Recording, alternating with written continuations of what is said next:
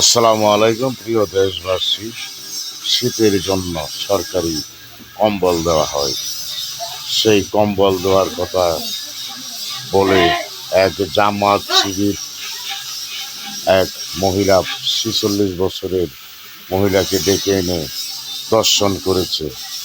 এই নাফরমান জামাত শিবির ওদের কর্ম কতটুকু খারাপ সেটা দেশের জনগণ ১৬-১৭ মাসে দেখতেছে ওদের কুকর্ম।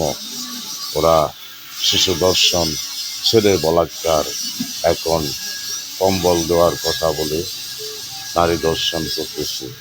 ওরা ওদের জন্ম থেকে এইসব কুকর্ম করে আসছে। ওই নাফরমানদেরকে কেউ ভোট দেবেন না।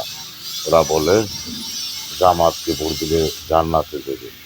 ওদেরকে ভোট দিলে কখনো আল্লাহ ক্ষমা করবে না, আল্লাহ রসুল ক্ষমা করবে না।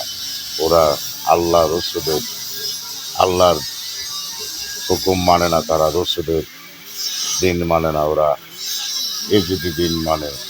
ওরা ইবলিশের কথা বলতে চলে। ওরা ওই লেবাসদারি শয়তান। যেমন ৯ লক্ষ বছর আবাদত করে ইবলিশ শয়তান হয়েছে। ৯ লক্ষ বছর আবাদত করে সব ফেরেশতার সর্দার হয়েছিল আবেদ। আল্লাহর হুকুম না মানাতে শয়তান হয়েছে। ওই নাফরমানগুলো তাই এই শয়তানের ছেলাপেলা, জামাত শিবির কুকুরের দলবল।